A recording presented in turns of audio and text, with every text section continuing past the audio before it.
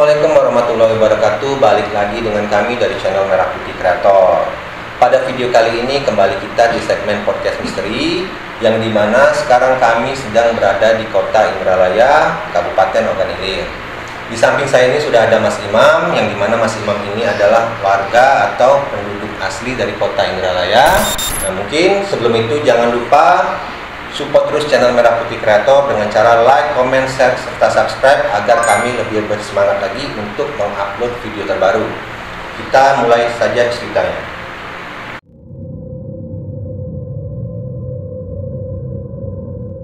Di kota Indralaya ini terkenal dengan salah satu cerita, mungkin bisa dibilang cerita rakyat, itu adanya sosok Puyang.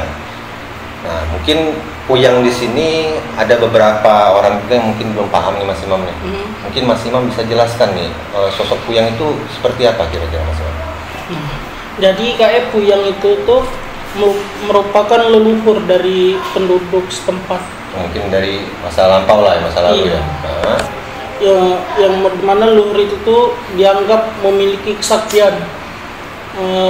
Uang berpengaruh lah di desa kami itu ya. Nah, dia tuh ada makamnya. Puyang itu ada makamnya.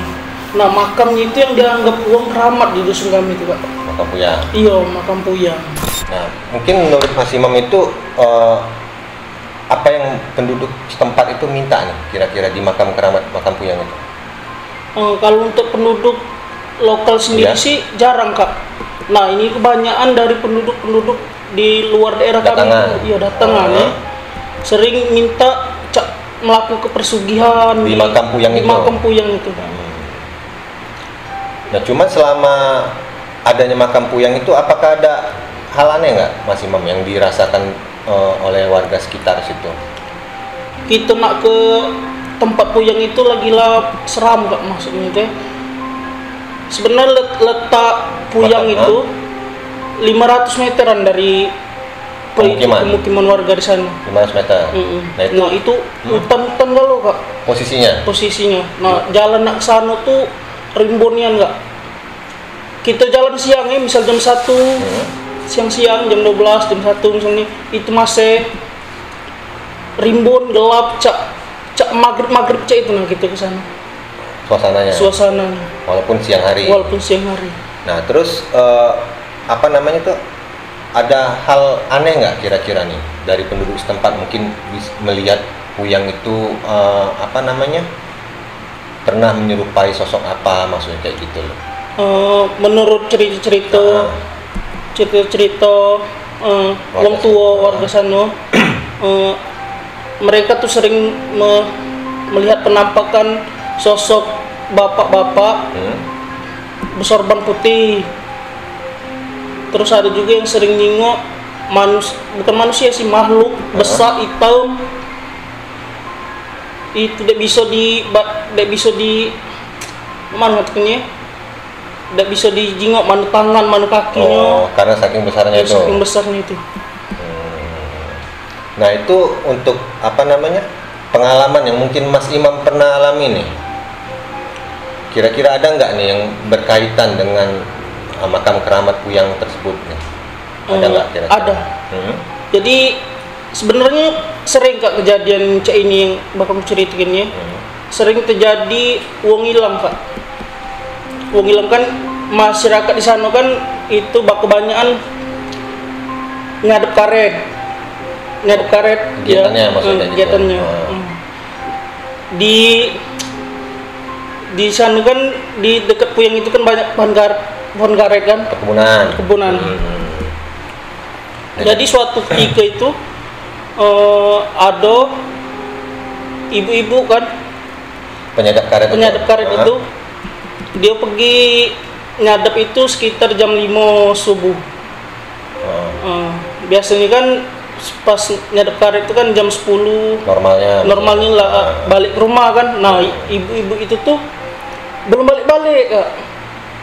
Ya, uang di rumahnya tadi ini kan curiga, mana itu?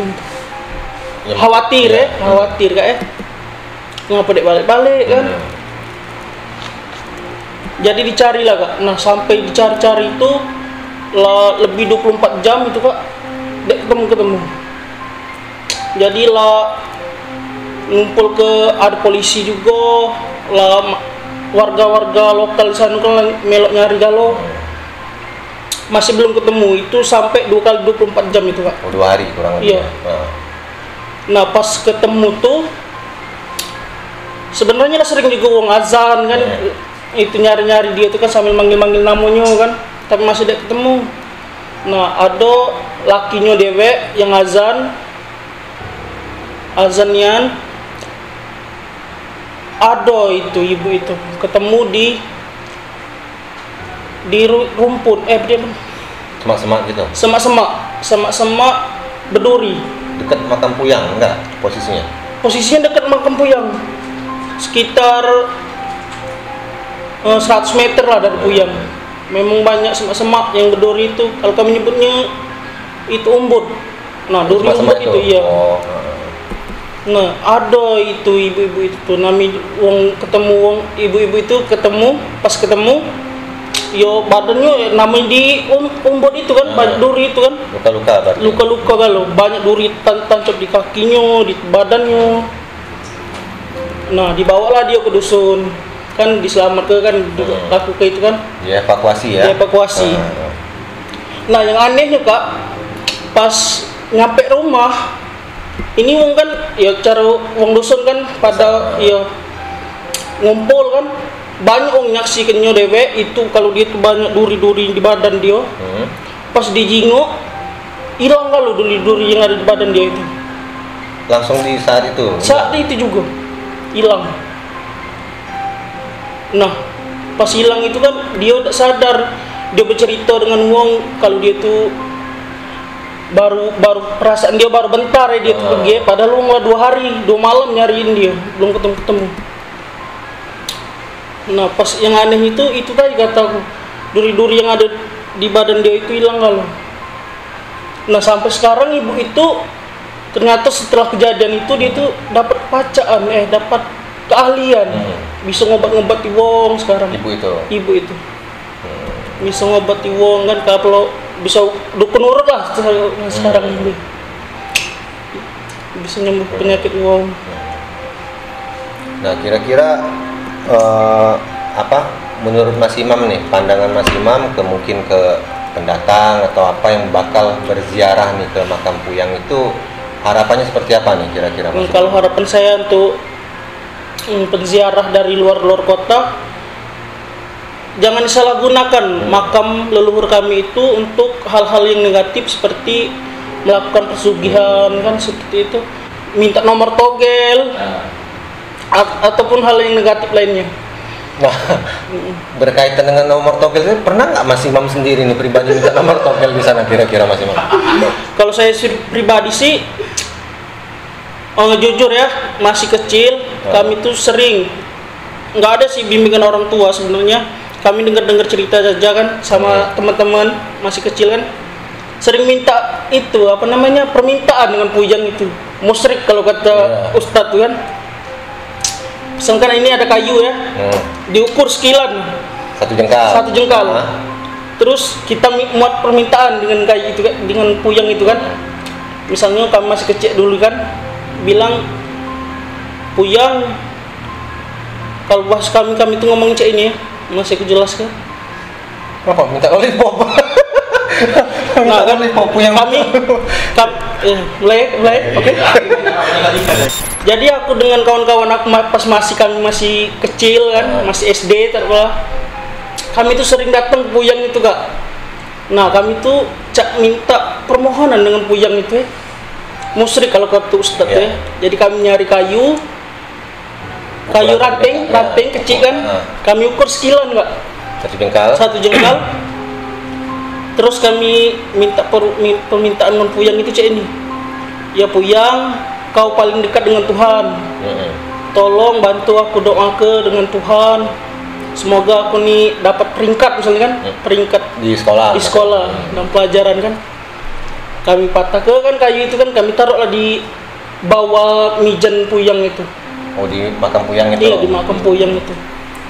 Kami tinggal pas seminggu lah kami datang lagi kan itu ranting itu entah masuk akal atau tidak manjang Kak, nyatu. Nggak, yang patahannya tadi terlihat?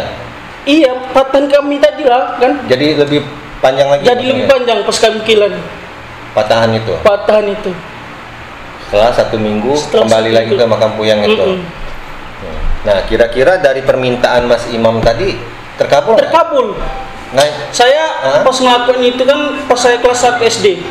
Nah, pas kelas 1 SD itu memang dalam permintaan aku itu tidak nak minta peringkat 1 nian kan, yang penting dapat peringkat. Pas bagian rapot beneran saya dapat peringkat 3 waktu itu. Di kelas 1? Kelas 1. Nah pas kelas 2, kelas 3-nya nggak naik? Enggak, saya nggak ngelakuin itu kan. Jadi ya naik, kalau naik itu naik ya, karena saya kan lumayan pintar. Tapi nggak dapat peringkat Kak. Cuman untuk naik kelas ya? Iya, naik kelas tapi kan.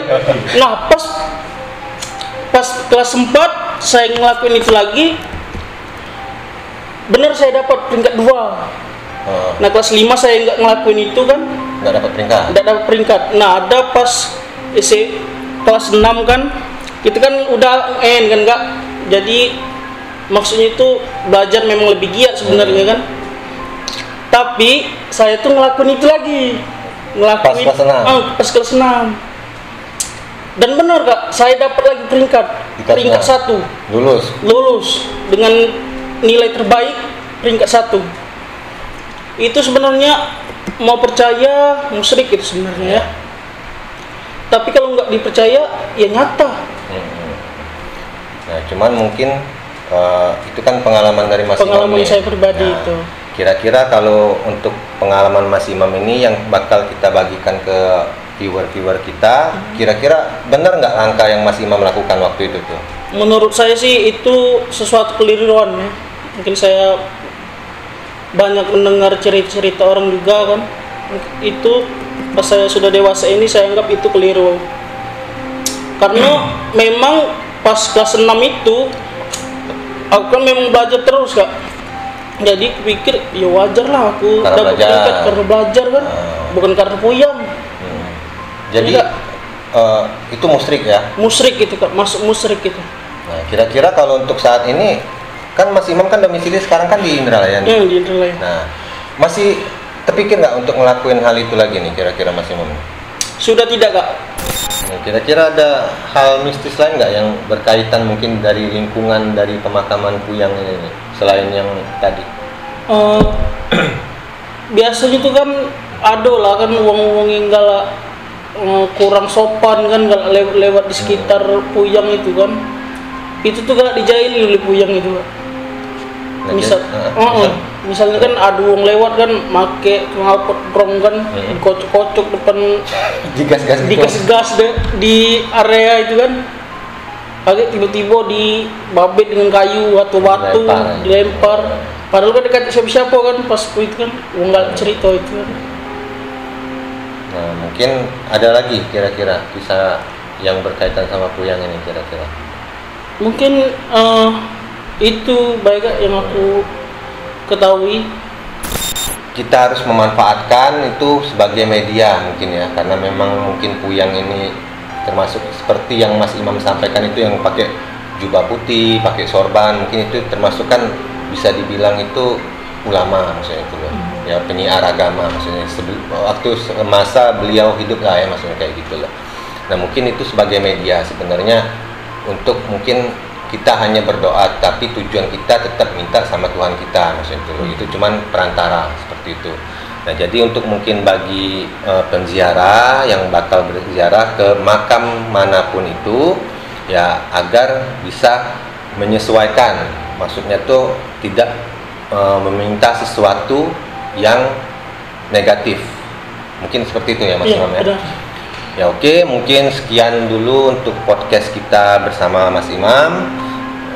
Nantikan video kami selanjutnya. Jangan lupa untuk terus support channel Merah Putih Kreator dengan cara like, comment, share, serta subscribe agar kami semakin bersemangat lagi untuk mengupload video terbaru. Nantikan video kami selanjutnya. Assalamualaikum warahmatullahi wabarakatuh.